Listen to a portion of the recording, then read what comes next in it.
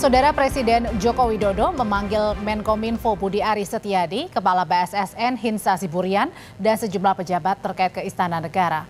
Pemanggilan ini berkaitan dengan kasus serangan siber di Pusat Data Nasional yang dikelola Kementerian Kominfo. Menkominfo Budi Aris Setiadi enggan memberikan keterangan seusai dipanggil Presiden Jokowi. Sementara Kepala BSSN Hinsa Siburian menyebut soal evaluasi pasca kasus serangan siber di Pusat Data Nasional. Sementara pihak Telkom Sigma menyatakan soal upaya pemulihan data yang terdampak serangan siber di Pusat Data Nasional. Ya seperti yang kemarin lah mungkin yang akan dibahas, tentunya pasti akan melakukan evaluasi. Pak, bagaimana sih Pak mengembalikan, saya kan ini data-data sudah banyak yang dirusak, terus menanganinya seperti apa nanti? Nah itu nanti tim teknis. Pak, kemarin pas rapat DPR kan Bapak kan sempat menyebut bahwa belum dapat pelakunya Pak. Ini kenapa sih Pak lama menangkap pelakunya? Ya. Gimana untuk mengatasi memulihkan data Pak? Ya sedang dalam proses. Masih bisa diselesaikan nggak sih Pak data-data Pak? Masih. Kalau yang jelas akan bisa diselesaikan. Menteri Komunikasi dan Informatika Budi Aris Setiadi enggan berkomentar terkait dengan petisi yang memintanya mundur dari jabatan sebagai menteri. Menkominfo diminta bertanggung jawab atas kasus lumpuhnya Pusat Data Nasional akibat serangan siber. Menkominfo Budi Ari bilang petisi yang menuntut dirinya mundur adalah hak masyarakat bersuara. Budi menegaskan meski Pusat Data Nasional mendapatkan serangan siber, Kementerian Kominfo tidak menemukan adanya indikasi dan bukti terjadinya kebocoran data. Jangan sampai kami konfrontasi dan kemudian sudah ada juga petisi yang meminta Bapak tanggapannya seperti no comment kalau itu haknya masyarakat untuk bersuara. Ya, yang pasti tadi hasil rapat dengan Komisi 1 kita tidak ada indikasi dan belum ada bukti terjadinya kebocoran data. Ya. Southeast Asia Freedom of Expression Network atau SafeNet mendesak Budi Aris Setiadi mundur dari jabatannya sebagai Menkominfo. Petisi ini digalang sebagai buntut serangan siber yang melumpuhkan sistem Pusat Data Nasional Sementara atau PDNS. Direktur Eksekutif SafeNet Nenden Sekar Arum menilai Budi Aris sebagai Menkominfo merupakan pihak yang paling bertanggung jawab atas keamanan Pusat Data Nasional. Menurut Nenden, publik hingga sekarang belum mendengar permintaan maaf atau pengakuan kelalaian dari pihak yang seharusnya bertanggung jawab. Desakan agar Menteri Kominfo Budi Ari untuk mundur dari jabatannya adalah bentuk simbolis ya, bahwa warga meminta agar ada pertanggungjawaban dari negara terkait penyerangan terhadap Pusat Data Nasional Sementara ini. Karena kami melihat dari awal hingga hari ini sama sekali kami tidak mendengar ada sepatah kata pun terkait permintaan maaf dan pengakuan kesalahan dan kelalaian ya atas yang dilakukan oleh pihak-pihak terkait. Karena saat ini memang PDNS ini di bawah kewenangannya Kominfo, sehingga Kominfo menjadi lembaga yang paling bertanggung jawab untuk memastikan berjalannya dan keamanannya dari si Pusat Data Nasional Sementara ini. Gitu.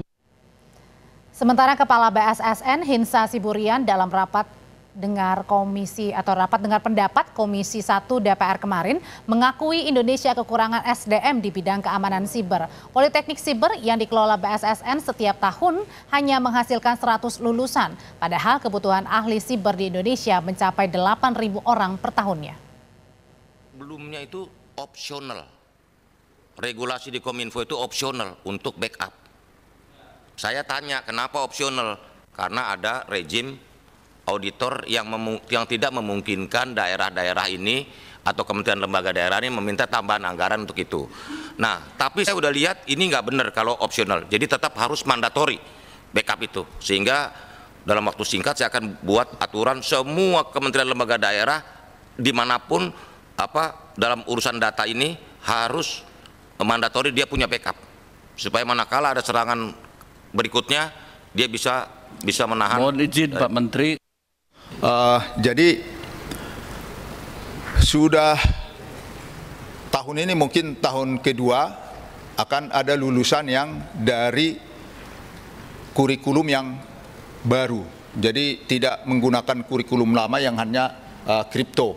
Jadi ini sudah kurikulumnya kurikulum siber, dan tentunya jumlahnya karena ini hanya sekolah kedinasan, kita hanya bisa mencetak sekitar 100 orang per tahun. Kita melihat kebutuhan sebenarnya dari sisi sumber daya manusia untuk tahun ini, untuk saat ini Indonesia itu butuh 8.000 yang berkualifikasi siber. Artinya ini kita hitung dari kebutuhan masing-masing kementerian lembaga sampai dengan pemerintah daerah. Saudara, sistem backup atau cadangan dalam sistem pusat data nasional jadi sorotan Komisi 1 DPR saat rapat dengan Menkominfo Kamis kemarin. Telkom Sigma selaku pengelola mengklaim bukan ranah kerja mereka. Anggota Komisi 1 mempertanyakan jika fasilitas backup cukup, mengapa tidak dimanfaatkan. Telkom beralasan untuk menyiapkan sistem backup, Telkom sebagai pengelola harus mendapatkan perintah dari Kominfo. Sebelumnya data yang terkena ransomware diklaim sudah tidak dapat pulih atau diperbaiki. Tapi Telkom mengaku tengah menyiapkan data cadangan di server atau peladen lain agar sistem bisa kembali bekerja. Kepada masyarakat. Jadi kalau misalnya backup disediakan fasilitasnya cukup, mengapa tidak dipakai? Siapa yang harus mengorganisirnya? Siapa? Terus jangan bilang, oh ini mestinya tenan-tenan ini, yang ini. Enggak bisa, ini negara. Hal yang simpel yang bodoh saja ya. Handphone kita ini setiap beberapa waktu itu pasti otomatis diminta untuk diupdate, di backup datanya di cloud kita. Kok pemerintah memiliki data dengan jumlah triliunan tera tapi tidak ada backup datanya? Itu yang jadi pertanyaan kita semua. Saudara, Presiden Joko Widodo memanggil Menkominfo Budi Aris Setiadi, Kepala BSSN, Hinsa Siburian, dan sejumlah pejabat terkait ke Istana Negara. Ini berkaitan dengan kasus serangan siber di Pusat Data Nasional yang dikelola Kementerian Kominfo.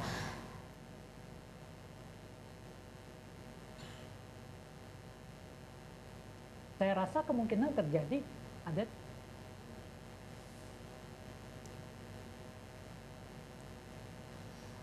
Saudara, Pusat Data Nasional hingga sekarang masih dinyatakan lumpuh setelah pada Kamis kemarin terjadi serangan karena banyak pihak yang khawatir begitu serangan siber ke Pusat Data Nasional atau PDN bisa memicu perang siber dan dapat mengancam keamanan nasional. Kita bahas malam hari ini bersama anggota Komisi 1 DPR, Bobi Rizaldi, dan juga Ketua Indonesia Cyber Security Forum, Ardi Suteja. Selamat malam, Pak Ardi. Pak Bobi, selamat malam. Selamat malam, Mbak Audrey. Pak Ardi, jadi Anda menyoroti soal serangan siber di Pusat Data Nasional. Disebutkan bahwa ini seperti bencana. Kalau diibaratkan, apakah bencananya sangat serius sekali seperti misalnya bencana tsunami? Waduh, ya kalau tsunami kan korbannya banyak ya. Kalau ini korbannya belum kelihatan, tapi sudah kelihatan dampaknya ya. Jadi brankas, jadi PDN itu brankas ya. Emasnya udah nggak ada nilainya tuh, emas yang disimpan di brankas. Artinya ini udah bencana nasional yang luar biasa ya. Kita belum bisa memastikan dampaknya dalam waktu dekat. Kita baru akan bisa melihat dampaknya itu kemudian, jadi tidak seketika. Tapi nampaknya reaksi-reaksi dari dampak dari serangan ini sudah pelan-pelan sudah mulai terlihat ya di masyarakat ya, seperti di imigrasi, pelayanan terhambat dan sebagainya. Dan kita belum lagi lihat nanti setelah mungkin dilakukan inventarisasi ya, baru akan kelihatan seberapa parah bencana ini. Kalau Pak Bobi kemarin kan dari Komisi 1 DPR, kalau kita lihat begitu ya pada saat rapat dengar pendapat bersama dengan Menkominfo dan juga BSSN, sepertinya semuanya mengkritik begitu dengan keras. Puas nggak dengan jawaban Menkominfo, BSSN kemarin dalam RDP? Ya, sebenarnya semuanya juga memiliki kapasitas dan juga tanggung jawab, tapi ya itu tadi, tanggung jawabnya itu kan sektoral, sektor-sektor saja. Kita tidak bisa menyalahkan Kominfo juga 100%. Kenapa? Karena kan tupoksi keamanan cyber itu dulu memang di Kominfo, yaitu Direktorat Keamanan Cyber. Tapi kan itu sudah dilebur menjadi BSSN. Kita juga tidak bisa menyalahkan 100% kepada BSSN, karena BSSN hanya dibentuk dengan menggunakan Perpres, tidak ada undang-undang. Jadi bisa dibilang ini adalah kesalahan bersama-sama, Pak Bobi? Ini adalah musibah kalau saya bilang. Karena gini, namanya serangan hacker atau kriminal itu adalah hal yang di seluruh negara pun juga diserang, apalagi dengan Lockbit 3.0 ini, dengan ransomware ini. Di Palo Alto Network kan juga disampaikan bahwa serangan Lockbit 3.0 ini sudah ada di berbagai negara termasuk Amerika Serikat, dan tingkat keberhasilannya itu sekitar 23%. Nah, ini ya ibaratnya ini adalah kriminal global. Dan ini adalah ancaman buat negara, ya itu betul. Tapi kalau masalah salah atau tidak ya, sekarang bagaimana kita tidak usah mencari siapa yang salah, ya tinggal kita mitigasi resiko dan identifikasi masalah di mana. Dan masalahnya kan sudah jelas di sini, bahwa Perpres yang dibuat oleh Presiden itu tidak dilaksanakan. Setelah tidak dilaksanakan, RPJMN Undang-Undang 2020. Seperti apa Perpresnya yang tidak dilaksanakan, Pak Bobi?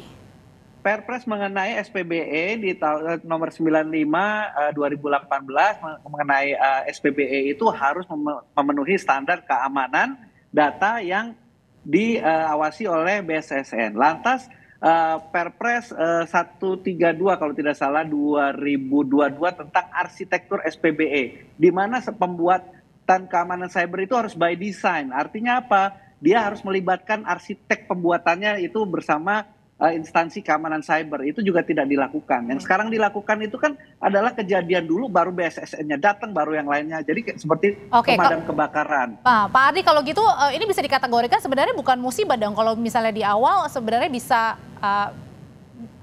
berbuat hati-hati begitu. Ada unsur kelalaian kah? Enggak, bukan. Kita udah lewat masa itu ya. Karena 3 tahun yang lalu kan saya udah kasih peringatan ya. Di dalam berbagai kesempatan dengan media ya terkait dengan PDN ini ya. Ini kan ibaratnya menempatkan semua telur dalam satu keranjang ya. Nah, ini yang terjadi dengan PDN kan keranjangnya pecah. Ya, jatuh ya, telurnya pecah ya. Jadi tenan-tenannya itu mengalami kerugian ya. Jadi kalau hal ini tidak disadari dan saya rasa saya nggak tahu harus bagaimana lagi. Dan pada saat kita dulu menginisiasi isu ini ya terkait dengan cyber, saya kira seharusnya sudah banyak yang belajar.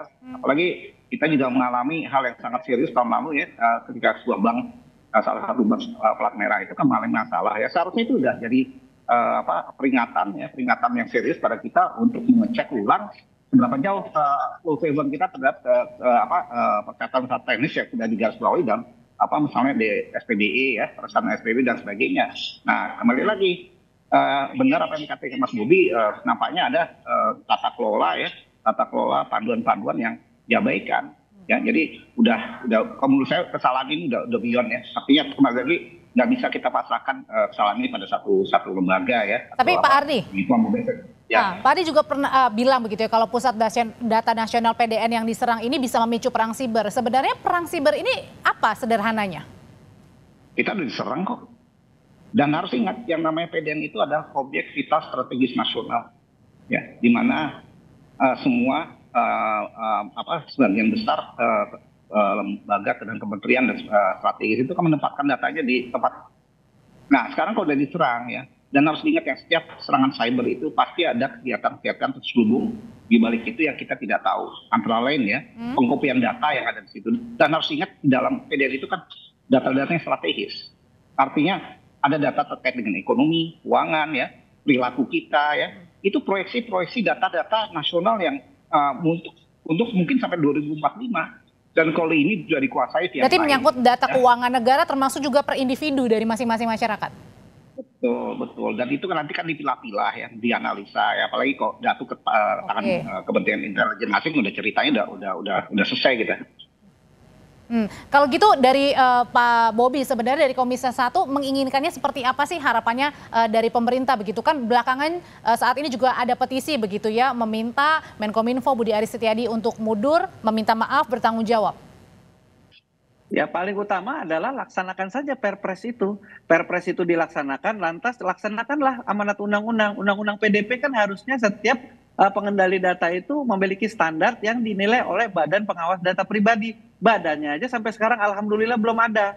Nah, lantas satu lagi juga, untuk tupoksi keamanan cyber. Keamanan cyber itu ada RPJMN-nya dari 2020 sampai 2024 BSSN harus membangun 121 CSIRT. Sampai sekarang ini juga 1/10-nya juga belum dibangun. Artinya not well funded. Nah ini kan spektrumnya menjadi sangat luas, bukan hanya Kominfo, Menko Polhukam juga ada stake di sini, Kementerian Keuangan juga ada di sini. Dan betul yang tadi disampaikan Pak Ardi adalah paling utama Pusat Data Nasional ini harus ditetapkan dulu sebagai objek vital nasional. Objek vital nasional ini kan sekarang hanya masih infrastruktur energi, ada beberapa item-item yaitu bangunan, sarana prasarana. Pusat Data Nasional yang menjadi dasar dari Perpres tahun 2019 satu data ini sampai sekarang bukan objek vital nasional. Kalau sekarang kalau kemarin dibilangnya mudah-mudahan akhir Juli atau Agustus lah sudah pulih. Yakin sebenarnya ini pulih data-data kita nih yang sudah diretas, Pak Ardi? Ya fasilitasnya pulih, listriknya ada, komputernya bisa bekerja, servernya bisa berkomunikasi. Tapi isinya belum tentu kita masih utuh kan, apalagi sudah bocor kemana-mana gitu ya?